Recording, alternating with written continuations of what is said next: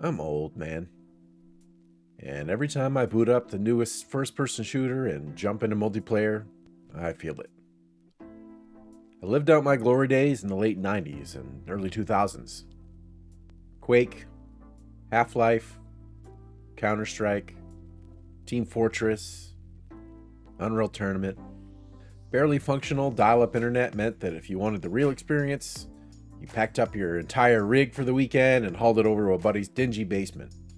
5 or 6 friends, Little Debbie snack cakes, Mountain Dew, very little sleep, lots of laughs. God, take me back. Playing shooters back then, I felt untouchable. Now, I mostly just feel like a target. Quick scoping? Nope. Slide canceling? Absolutely not. Mouse flicking onto somebody's head before my aging brain has even registered that there's a human being on the screen? Those days are over. But it doesn't mean I have to give up the genre of games I love for most of my life. Because recently there's a term that's started popping up for a certain kind of game. The dad shooter. Slower, more deliberate shooters where head-to-head infantry combat is only one piece of a much bigger puzzle. Strategy over twitch. Games where calculation, coordination, and cohesion can matter just as much, if not more, than unrestrained aggression. Shooters for guys like me, who aren't necessarily that good at shooters anymore. And that's probably the biggest reason I'm excited for Wardogs.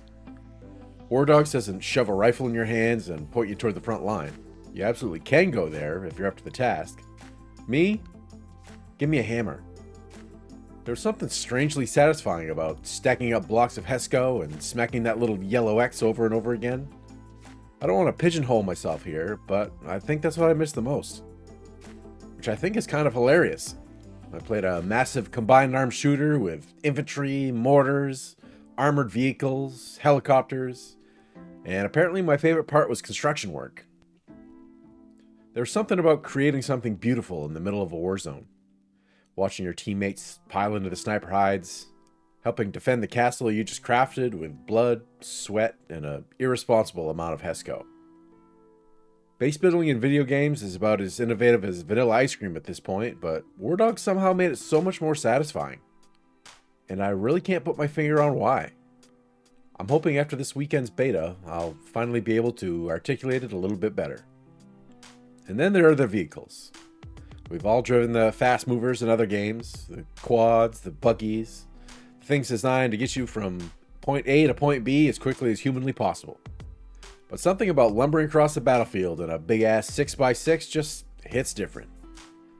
Watching your teammates open the vehicle airlock and stand aside while you roll in and deliver your cargo. Knowing that if you encounter an enemy along the way, you're basically a sitting duck. And then passing another teammate doing the exact same thing in the opposite direction. A brief moment of logistics driver camaraderie before you both continue hauling your shit across the battlefield. That's Wardogs. And this weekend, I'm finally trying helicopters. Don't worry, that helicopter is going to be locked indefinitely, at least until I can confidently operate one without smashing into the nearest tree. Nobody's life is being entrusted to me until I've earned that privilege. I'll start with logistics, flying around with the boards full of supplies for the infantry, bandages, ammo, grenades, all the shit they need to keep fighting while I figure out which combination of buttons prevents me from becoming intimately acquainted with the local vegetation.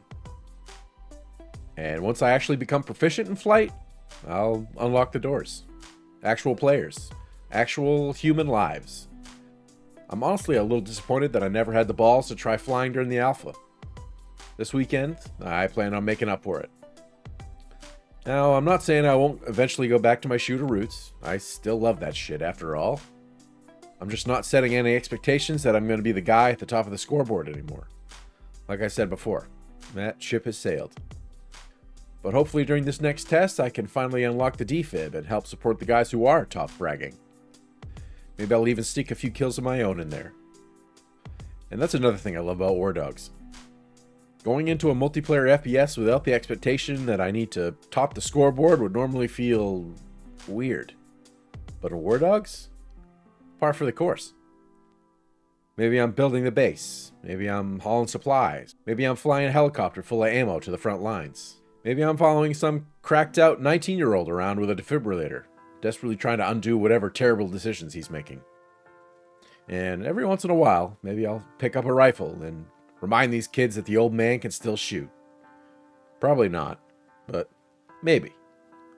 That's what I'm looking forward to. So what are you guys excited for? Let me know in the comments. I already seem to be well on my way to curating a solid little community of dad gamers, boomer shooter fans, and aspiring unks, and I'm completely okay with that. If any of you are participating in the playtest this weekend, assuming your wives are letting you, let me know what server you're playing on. Let's squad up. And if you haven't joined the Wardogs Discord yet, I genuinely recommend checking it out. I've completely given up on trying to stay on top of the conversations in there. I don't think I've ever seen a community this active before a game is even released. I'll see you guys this weekend. Just maybe don't get in my helicopter. Until next time, guys, I am SkunkMonkeY, and I'll catch all of you unks on the next one. Peace.